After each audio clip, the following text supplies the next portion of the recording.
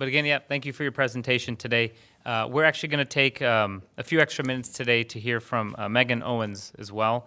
Megan is the Executive Director for the Transportation Riders United and would like to just simply introduce herself to the committee and say a few words about the state of public transportation in Michigan. And please note that we do have a tentative meeting planned in the future that's going to be solely dedicated to the topic of public transportation.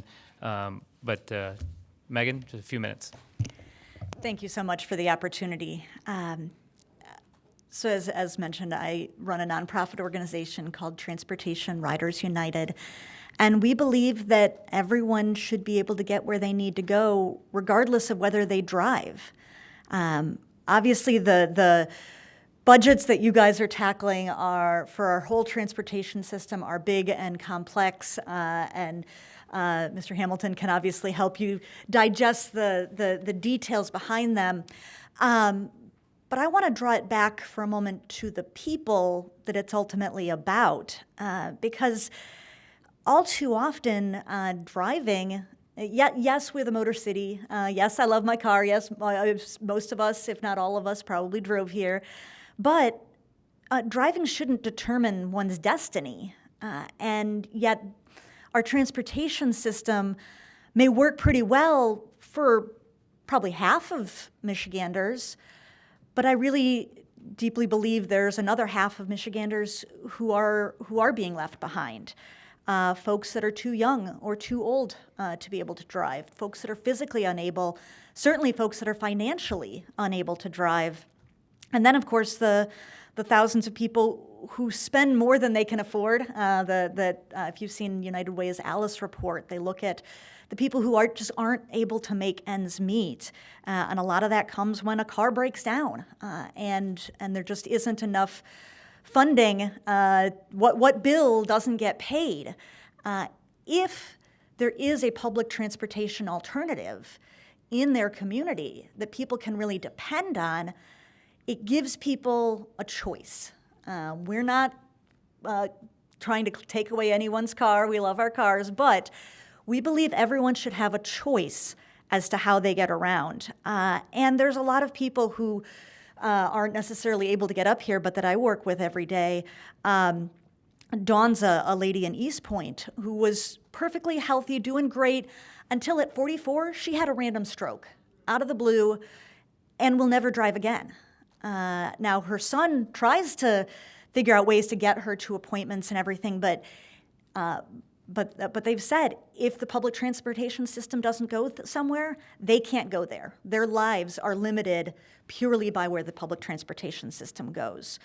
Eduardo is a guy I met a couple of months back who loves his car, super car fanatic, and he was devastated when he was hit by a drunk driver. He was okay, but the car needed a ton of work. And he couldn't afford a rental. He couldn't afford to not work for 3 or 4 weeks while his car was in the shop. Luckily, there was a public transit line, there was a bus line that could get him to work. It took him a lot longer. It wasn't the most convenient thing, but he could then afford to fix up his car. I also spoke to a lady, Cindy, who has grown up in who has raised 3 kids and now 7 grandkids in Detroit, raised in the civil rights movement, and has always told her kids, you can be anything that you want to be. No one can hold you back from what you want to achieve. And then her grandson said, actually, if I can't get there, I can't do it. If I can't get to a school, if I can't get to a job opportunity, I don't have the same opportunities as everyone else. And there's an awful lot of people across this state who can't get, there's a recent study on community colleges. There's all sorts of data. I'm sure we can bring a lot of that to you, but I want to make sure that we're bringing back, always thinking back to the people and the transportation budget. Yes, our roads are absolutely important, and no, we don't have enough funding for fixing the local roads and the other roads. But in even worse shape is our public transportation systems. There are places that, there aren't really many places that roads don't exist. There are an awful lot of places where transit does not exist. There are no options, or there are no options for someone who is not a senior or doesn't have a disability. And as you look through the charts that Bill gave out, you can see that things were flat for a long time, but in some ways the transportation budget's going up. But I want to point out that transit was left out of a lot of those increases, whether that was in '99, in 2015, in 2019. A number of the budget increases that have come to transportation as a whole cut out public transit, rail, buses, all of those non-car systems. So I'd love to talk with you, Rep. Morgan, about what will it take, because you're absolutely right that there is almost a competition between bus agencies. When one raises more, they end up, others get less, and nobody wants that. The last thing I'll say, I know you guys have other things to do, but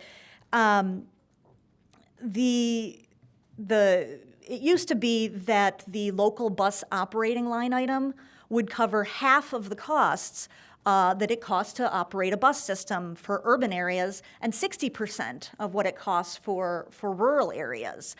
But because there has not been an increase, hasn't been a substantive increase in more than 25 years, they're now covering barely 30% of those costs. So our agencies are struggling, and I appreciate that there is a $15 million proposed increase, but that barely exceeds inflation. That does not get us to where we need to go in terms of ensuring that everyone in our state has the options to get where they need to go, has the access to opportunities, and that's not even getting into making us a competitive state where young professionals and the businesses that are seeking them out want to live. So thank you so much for what you're doing to dig into the transportation budget.